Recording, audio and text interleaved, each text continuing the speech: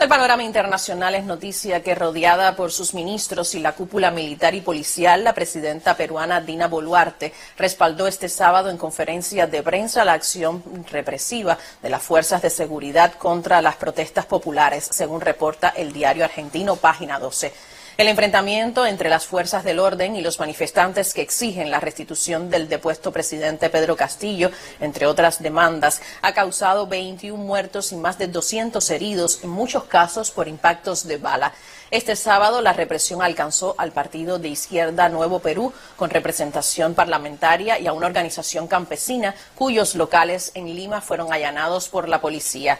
Después de respaldar a las fuerzas de seguridad acusadas de disparar contra la población, Boluarte llamó a un diálogo, pero las acciones de su gobierno y un discurso que criminaliza las protestas no contribuyen a ese diálogo. Mientras tanto, la actual mandataria, que asumió el cargo tras la crisis política desatada por la destitución de Pedro Castillo, anunció un diálogo con el gobierno de Estados Unidos. El titular del Departamento de Estado del país norteamericano, Antony Blinken, expresó respaldo a la mandataria en un tuit. Mientras tanto, Boluarte demandó al Congreso que apruebe cuanto antes el adelanto de elecciones que demanda la población movilizada, pero tras una accidentada sesión el pasado viernes, el Congreso rechazó esa posibilidad.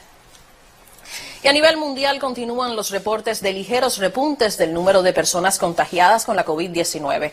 En Italia, solo la semana pasada se registraron más de 174.000 nuevos casos y 719 muertes como consecuencia de esa enfermedad, según el último reporte del Instituto Superior de Sanidad del país europeo. Venezuela reportó 165 nuevos casos de COVID-19, la mayoría de origen comunitario, con un ligero aumento en las últimas 24 horas y mantiene más de 1.000 pacientes activos, según reporta Prensa Latina. Mientras tanto, las calles de las principales ciudades chinas amanecieron vacías, mientras muchos permanecen en casa para protegerse del creciente número de casos, según reporta Reuters.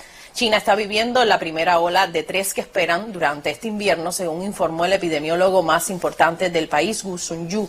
El gigante asiático no ha reportado muertes por COVID-19 desde hace 11 días. Se espera que las próximas oleadas vengan tras el regreso de la tradición de celebrar en grandes multitudes el nuevo año lunar, que se celebra el mes próximo.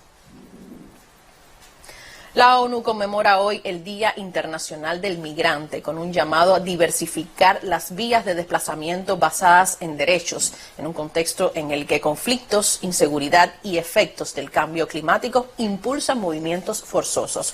En un mensaje en Twitter a propósito de la fecha, el secretario general de la Organización de Naciones Unidas, Antonio Guterres, pidió impulsar un mayor apoyo internacional para las inversiones en los países de origen para garantizar que las salidas de las personas sea una opción, no una necesidad. Según estimaciones, debido a la persistente falta de vías seguras y regulares para los desplazamientos, millones de personas siguen emprendiendo viajes peligrosos cada año y desde 2014 más de 50.000 migrantes perdieron la vida en rutas en todo el mundo. Y precisamente hoy vuelve a ser noticia una de esas crisis migratorias. El alcalde de la ciudad fronteriza El Paso, Texas, Estados Unidos, ha declarado un estado de emergencia debido a los cientos de migrantes durmiendo en las calles cuando se reportan bajas temperaturas. El demócrata Oscar Lizer dijo que utilizó esta prerrogativa para ofrecer a las autoridades de la ciudad recursos y la posibilidad de albergar migrantes que han cruzado la frontera procedentes de México.